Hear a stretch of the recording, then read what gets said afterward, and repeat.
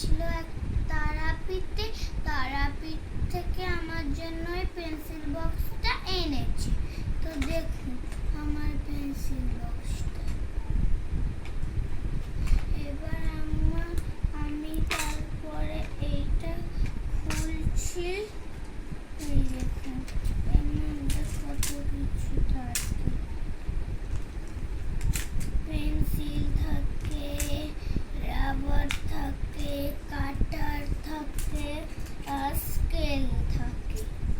দেখুন কিন্তু আমার হাত থেকে এটা তো স্লিপ পড়ে যাচ্ছে। দেখুন